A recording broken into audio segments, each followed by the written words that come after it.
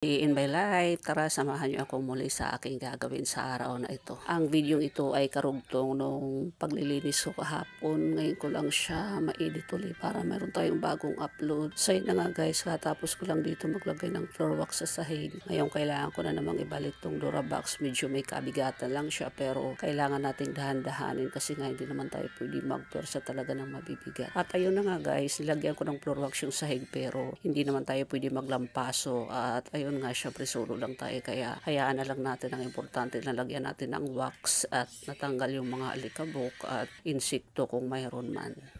Sa totoo lang talaga, medyo natagalan din ako maglinis dito. Nag-umpisa ko umaga, inabot ako ng tanghali at itong part lang na ito dito yung aking nalinis. At ayun nga guys, kumuha nga ako dito ng mga kortina. Actually, itong mga kortina na to ay yung mga kortina na ibigay ng ating kaibigan. Kaya maraming salamat sa nagbigay nito, friend siya. Ngayon ko lang siya nagamit sa tagal na ilang buwan na. Hindi ko na maalala kung anong buwan namin to na kuha kasi dalawa kami ni Ate Ili ng pinagbigyan nito. Yung isang kortina na nakalagay dyan sa, ayan yung merong kulay blue, may pink din ay kasama yan. Pero isa lang yung ginamit ko. Itong iba talaga. Kasi nga, 8 piraso nga ito lahat. Gawa nga nung binigay sa amin is 6. Tapos nagdagdag ako ng 2 para maging 8. Kaya ayun, ngayon ko lang siya magamit. Buti na lang talaga meron tayong stock at hindi na ako mamroblema kung ano yung aking ilalagay. Medyo masilaw nga lang yung ating bintana kaya hindi masyado kita yung print pero nagustuhan ko siya guys. Actually hindi ako mahilig sa color pink pero ngayon yung pagkaka-print niya ang ganda pala. Kumuha nga ako ng itatali sana dyan sa kortina pero naisip ko parang magugusot agad yung kortina kapag tinali natin kaya ginawa ko, hinayaan ko na lang kasi itong part ng bintana na ito dito ay laging naka-close yan pero ngayon sa sobrang mainit ang panahon lagi kong binubuksan para naman kahit paano mayroong hangin na papasok. At dinahandaan ko na nga ibalik tong Durabox. Sabi ko nga sa inyo medyo may kabigatan pero kailangan natin dahan-dahanin lang para naman matapos tayo sa ating paglilinis dito sa part na ito. Tsaka ako naman sinunod ibalik itong isang Durabox na ito dito sa gilid. So ayan guys, naibalik na natin. Kaya ngayon ang gagawin ko is ibabalik ko naman yung mga nakapatong sa ibabaw na mga kulon, pulbo, mga basta kung mga ano nakalagay siya kasi sobrang kalat. Syempre yung ibang may mga laman pa, kailangan natin ibalik yung mga ibang walang laman ay itapon na.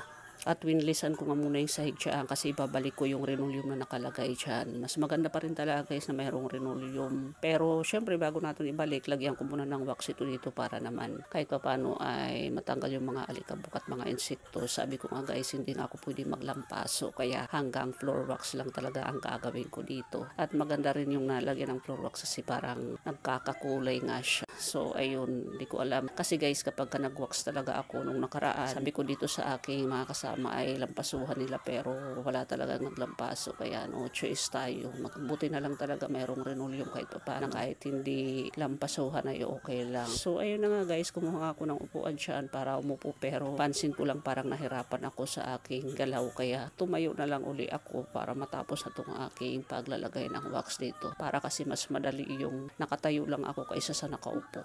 Kahit anong posisyon na lang guys, matapos lang itong ating ginagawa. Alam naman natin tayo mga nanay is madiskarte talaga. Minsan kahit hindi natin kaya talaga kakayanin, pepersahin natin sarili natin.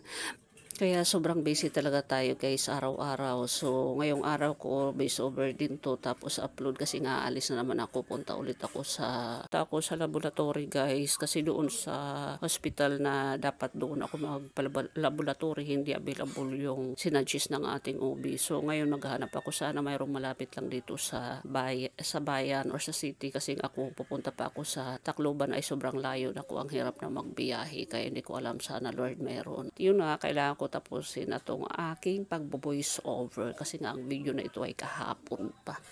O diba guys, maganda na tingnan na kulay pula na yung ating sahig kahit hindi siya malampasuhan. Ang mahalaga na lagyan ko siya ng wax. At ngayon yun nga ang susunod natin gagawin. Ibabalik natin yung mga nakalagay sa ibabaw na mga alam mo na yung mga kung ano-anong kalat-kalat talaga. Kailangan lang may ayos yung pagkakalagay.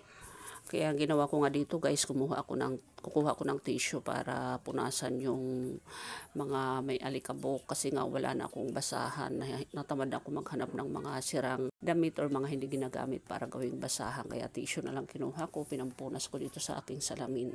Di ba hindi ganun kadali maglinis yung lalo na kailangan mong isa-isahin yung mga gamit mo, punasan mo, lalo na kung marami kayong gamit. Ako parang naisip ko talaga ngayon na mas gusto ko yung konti lang ang gamit sa loob ng bahay pero naka-organize. Kapag marami na kasi kayong gamit, hindi mo na magawang organize, gawa nga ng lagay dito, lagay doon, patong dito, patong doon, di ba? So ganun nakahirap, pero syempre wala tayong magagawa dyan. Siguro pag nakaluwag-luwag ako, ang gagawin ko is talaga mag-dispose ako ng mga hindi na kailangan. Yun talaga yung dapat ginagawa natin. Taon-taon ko yun guys ginagawa, yung nagdi-dispose ako ng mga hindi na kailangan, lalo na yung mga damit kasi nga lagi tayong bumibili buwan-buwan or linggo-linggo, may mga bagong dagdag na mga damit natin, so nakakadagdag sa kalat din. Tapos yung mga gamit natin na iba, kung hindi na ginagamit, i-dispose na, ipamigay kung mayroong pagbibigyan or itapon kung hindi na kailangan, di ba? Yung mga ganyan dapat.